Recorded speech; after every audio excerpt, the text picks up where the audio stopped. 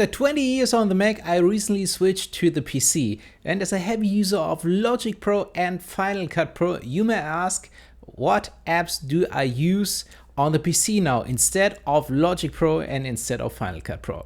Okay, let's start with Final Cut Pro. I use DaVinci Resolve on the PC. So DaVinci Resolve is something I heard about before, but I never knew what this is exactly because I was just so deep in the Apple ecosystem and I thought, oh no, Final Cut is the best. And I knew when I started using Final Cut, it was Final Cut 10. It was brand new and all the video editors told me, oh no, Final Cut is such a bad app. They switch everything, they mess everything up. It's not a professional app anymore. So as it turned out, like today, Final Cut is one of the most popular apps for video editing out there. And I get it. It's the easy, especially if you start editing videos. Final Cut has a very easy start, is very intuitive, and it's a great app. I have nothing bad about to say Final Cut Pro, but I switched to the PC and there is simply nothing else. So Final Cut does just not work on the PC. It's made by Apple. Apple keeps its software just on the PC, on the Mac. I get it. Okay, so I was forced to find something else, right? And I started with Premiere Pro because everyone who's not talking about Final Cut talks about Premiere Pro. And I know there's like Sony Vegas, and so there are a bunch of video editing software out there, right? So, and by accident, I got DaVinci Resolve for free, like the studio version, because I bought a Blackmagic camera. So Blackmagic design camera. Blackmagic is the software that makes DaVinci Resolve, and DaVinci Resolve Studio, so the Pro version, came free with this Blackmagic camera. So why I bought this camera is a different topic. And at this time I was using Premiere Pro. I started using Premiere Pro and it was okay. It was not as intuitive for beginners, I think, as Final Cut, but it's a great app. You have many possibilities and so on. And during this time I was also getting into more advanced video editing stuff, like in tracking and special effects and so on. And maybe you're familiar with this. You need After Effects for this. So you start then working like with Adobe Premiere and After Effects. So two apps. The one is for video editing and you can say the other one is more like for special effects or so. Apple has this kind, similar products. So similar to Final Cut, there is Motion for some kinds of 3D work and tracking and special effects. Okay. And then I got this version of DaVinci Resolve, so it came with the camera. I thought, okay, let's try one 15 minutes tutorial. And first of all, the start with DaVinci Resolve is so much quicker than with Premiere Pro. So it's so much more similar to Final Cut. So there's maybe one huge difference with the timeline and with the media management, but everything else is very similar to Final Cut Pro. It's very intuitive. But in addition, like DaVinci Resolve is also a very, very high quality, very professional video editing software. And this is mainly because they have this fusion page and color correction page. So DaVinci Resolve is divided into different pages. You have a page where you import and organize all your media. Then you have an edit page and a cut page. So two different, but this is like making all the cuts and edits and transitions and so. And then they have the Fusion page, and the Fusion page is huge.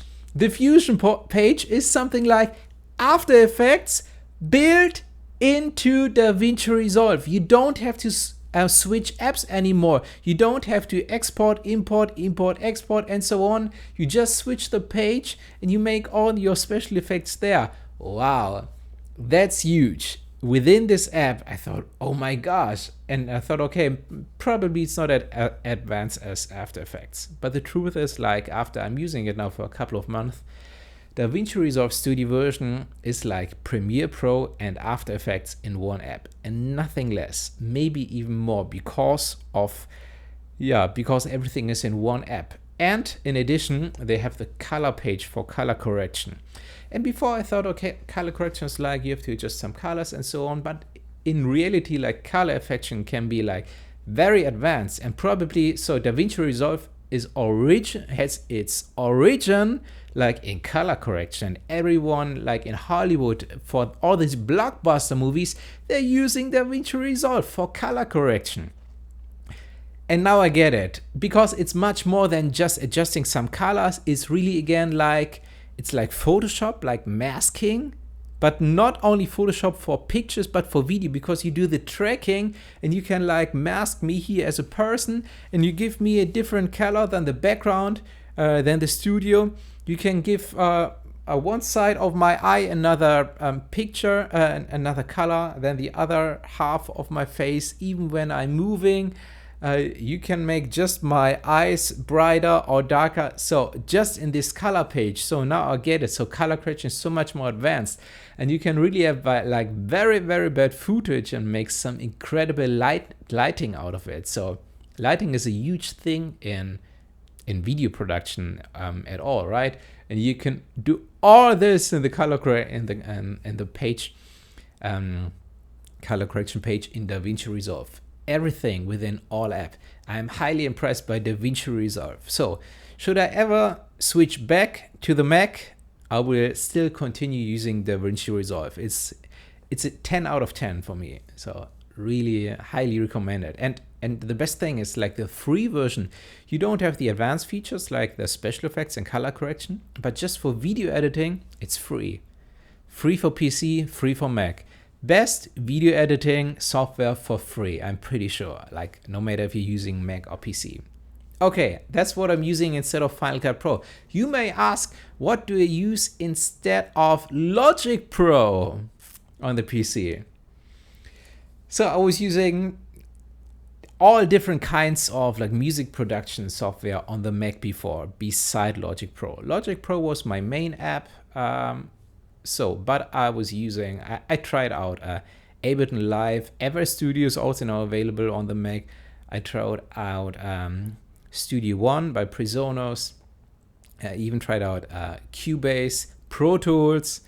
So at the end of the day, on the PC, I can use all of them, but not Logic. And I'm using Ableton Live, and I'm using Studio One from Presonus. So first of all, Ableton Live is probably the app that most of you guys are familiar with. So over the last year, so all the apps were getting closer and closer together, right? In its origin, Ableton Live is more like the sample-based production thing with the metrics and so on. But in the latest version of Logic got all the features missing that were like, that made Ableton Live so special, like with dragging in a sample and then laying it out on the keys and immediately playing them, and then very flexible and fast used with samples. That was previous only. I would say it was like this approach both on Ableton Live and also on Machine from Native Instruments. So I was using this as well. So, and but Logic got all these features, even the metrics view and all this stuff, yeah.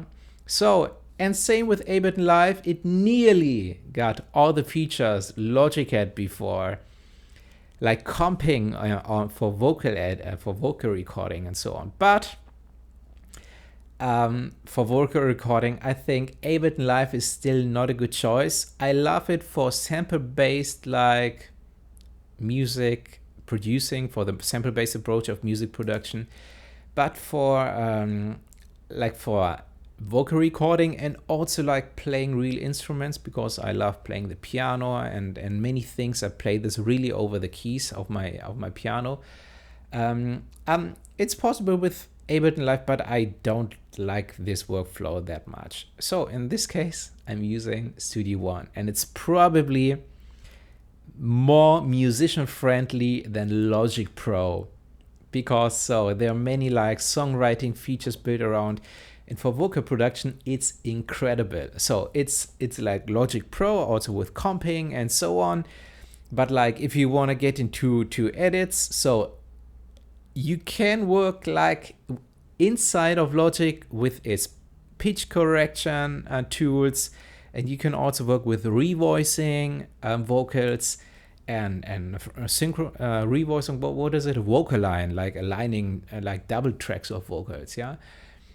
But it's not so smooth, and the flex pitch in Logic Pro is okay, but it's not so like real. And this is what Studio One is probably by far the best workflow you can imagine. Like you have, when you record a vocal track and comms and so on, and you have a double track and so on, like you can vocal line and revoice these vocals immediately within the app. You don't have to export it, you don't have to import it, you don't have to bounce it or whatever, like bounce in place. It's all aligned on this vocal track, and that's incredible. And same with Melodyne. So if you do edits, you just go into the track you just have, right click, edit in Melodyne, make some adjustments, go back, and that's it. No bounce in place necessary. It's like, so these tools help a lot. Also, if you are right in the recording session, you make an adjustment because you want to hear how it sounds like this, so that you record the vocals in the next, for the next track, with the new reference track. This is how I love to call it. So of course there are many different approaches in vocal production, in music production. So, but if you haven't used like Studio One before, I highly recommend give it a try. It comes with a free trial. I'm not sponsored that by them in any ways. Everything is not sponsored here in this video. I just share my experience with you guys. So Studio One for vocal production, also for musician-based music recording, highly recommended. And Ableton Live, well, probably you all know this, guys. Yeah, that's it. That's what I use instead, Final Cut Pro and Logic Pro. Let me know your thoughts. What are you using? Which apps do you prefer?